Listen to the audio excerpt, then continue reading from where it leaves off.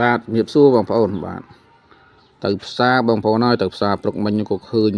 ការកផ្លោកគេលក់ល្អពេកនឹកឃើញឃ្លានតែគ្រឿងទៀតបងប្អូន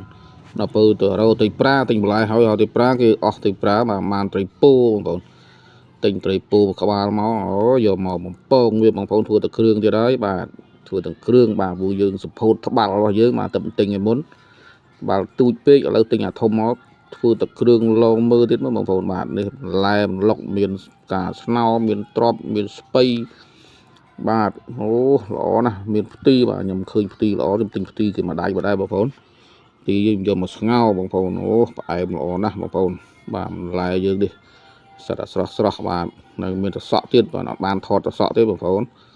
បាទអូល្អណាស់មានផ្កាស្នោមានបាទការកំប្លោកបាទនេះគ្រឿងដែលយើងត្រូវបំពងបងប្អូនបាទមានម្ទេសប្រហុកខ្ទឹមបងប្អូន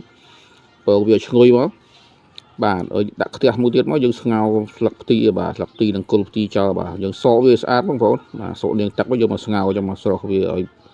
បើអាស្លឹកវាស្រោះបានបើអាដើមវាស្ងោរវាឲ្យយូរតិចបងប្អូនបាទផុយបាទហើយគ្រឿងយើងដែលឈ្ងុយហើយយើងយកមកបុកត្បាល់បងប្អូនគ្រឿងដែលយើងបំពងមិញហ្នឹងបាទបុកត្បាល់មកត្រូវយើងបេះអញ្ចឹងមកមើលឆ្អឹងមើលឆ្អែងផងបងប្អូនបាទបេះឆ្អឹងហើយយើងយកមកបុកជាមួយគ្រឿងប្រហុកនិងខ្ទឹមដែលយើងបំពងមិញបងប្អូនបាទធ្វើអញ្ចឹងឈ្ងុយដល់បងប្អូនវាអត់មានជាតិឆ្អាបបាទឈ្ងុយល្អដែលយើងស្ងោរយើងអាចស្ងោរក៏បានប៉ុន្តែយើងធ្វើអញ្ចឹងឈ្ងុយល្អបងប្អូនខ្ញុំធ្លាប់តែធ្វើអញ្ចឹងភាគច្រើនបាទស្ងោរខ្ញុំមិនសូវធ្វើទេបងប្អូនបាទបុកយើងល្អិតហើយយើងយកមកដាក់ចានហ្នឹងមកបងប្អូនបាទលាយគ្រឿងក្រៅមកបងប្អូនបាទស្ករប៊ីចេងទឹកត្រីបន្តិចមករត់ឌីបន្តិចមកបាទឲ្យដាក់ឲ្យក្រូចឆ្មាច្បាច់ហើយមកយើងយកបល់វាសពសិនបងប្អូនបល់សពហើយយើងដាំទឹកយើងពុះមកក៏យើងលាយគ្នាបងប្អូនបាទដាក់សណ្ដែកដីមកសណ្ដែកដីយើងបុកបាទនេះគ្រឿងដែលទឹកនៅត្បាល់ក៏យើងកំចោលបងប្អូនលាងមកចិបមកចាក់ចូលវាមានជាតិបាទអូកូរមកហើយដាក់សណ្ដែកដីយើងមកបងប្អូនបាទទឹកគ្រឿងនេះហូបចុះបាយណាបាទអូយបានឡែស្រស់យកទៀតអូយដើរណាបងប្អូនបាទហើយខ្ញុំក៏ប្រើជីដែរបងប្អូនបាទបងប្អូនខ្លះអត់ប្រើជីក៏បានដែរបងប្អូនតែខ្ញុំដាក់ជីបាទមានជីមានស្លឹកខ្ទឹមជាណាបាទ3មុខហ្នឹងកូរចូលគ្នាមកបានឈ្ងុយផងបងប្អូន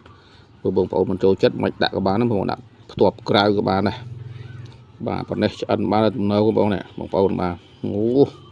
និយាយគឺចាស់ថាខាប់ដូចតែគ្រឿងបងប្អូនណាខាប់ដូចតែគ្រឿងមែនទេ